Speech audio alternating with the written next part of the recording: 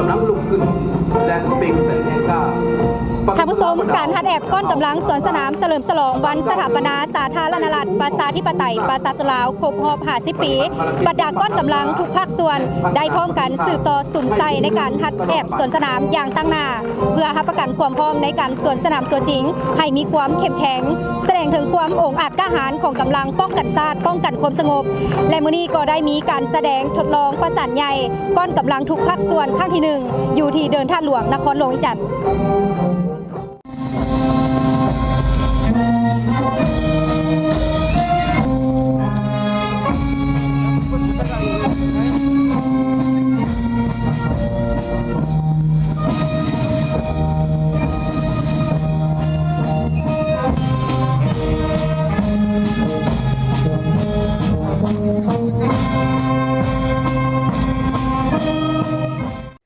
วันที่14 พฤศจิกายน 2025อยู่ที่เดินทัดหลวงเวียงจันทน์คณะรับผิดชอบก้อนสวนสนามเฉลิมฉลองวันสถาปนาสาธารณรัฐประชาธิปไตยประชาชนลาวครบรอบ50 ปีได้จัดตั้งซ่อมใหญ่ประสานทุกภาคส่วนครั้งที่ 1โดยการเข้าร่วมหับสมของสหายปริญญาเอกบุญทองจิตมณี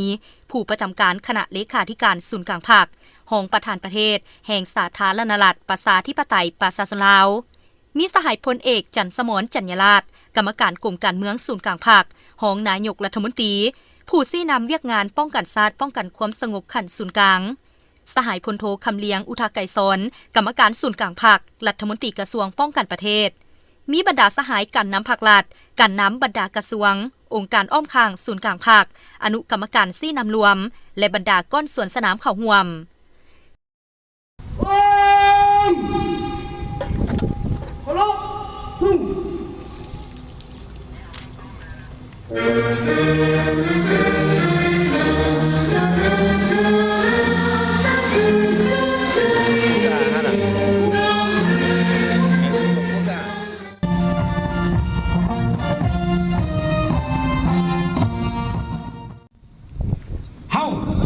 พลตรีสายใจกรมศิษย์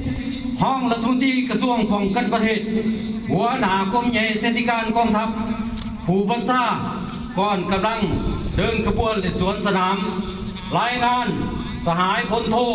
คำเลียงอุทาไกรสอนกรรมการศูนย์กลางพรรครัฐมนตรีกระทรวงป้องกันประเทศ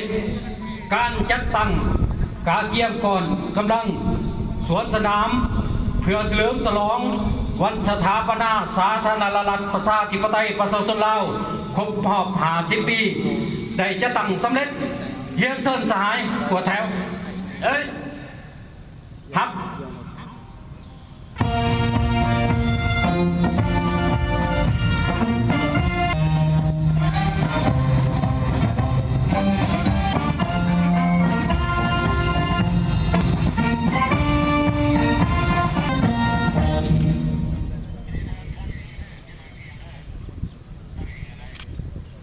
สบายดีบรรดาสหายอวยพรบรรดาสหายจงมีสุขภาพเข้มแข็งนำใจบรรษาท2 ธันวาบรรยุนสวนสนามเฉลิมฉลองวันสถาปนาสาธารณรัฐประชาธิปไตยประชาชนลาวครบรอบ50 ปีใกล้จะเริ่มต้น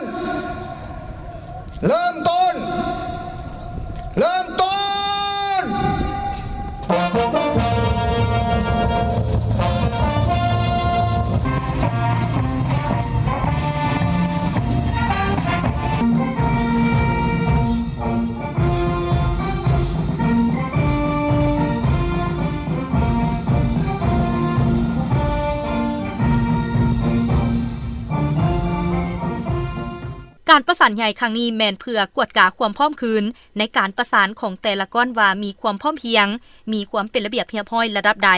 โดยเฉพาะแม่นจังหวะการเตะกุงวันทหัสสะบัดหน้าเข้าลบฮูบแถวและการถือถุงซาดถุงผักถุงทิวของแต่ละก้อนหลังจากนั้นจะได้ถอดถอนบทเรียนว่ายังมีจุดใดจะต้องได้ปรับปรุงแก้ไขเพื่อให้การซ่อมประสานในครั้งต่อไปให้ได้รับผลดีและรับประกันให้การเฉลิมฉลองได้ตามระดับคาดหมายที่กำหนดไว้ ท่านผู้ชมการแสดงทดลองประสานใหญ่ของก้อนกำลังถูกภาคส่วนครั้งที่1ในมื้อนี้เห็นได้ความเข้มแข็งอดทนของทุกก้อนกำลังที่ได้ทุ่มเทแห่งกายแห่งใจเข้าในการหัดแอบจนมีผลสำเร็จตามแต่ละระยะสามารถรับประกันได้ความพร้อมให้แก่การเข้าร่วมสวนสนามเฉลิมฉลองวันชาติที่2ธันวาคมครบรอบ50 ปีให้บรรลุตามแผนการคาดหมายที่วางไว้ทีมงานข่าวภาคสนามถ่ายภาพห้อยโทบุพภวันอินทวงศ์รายงาน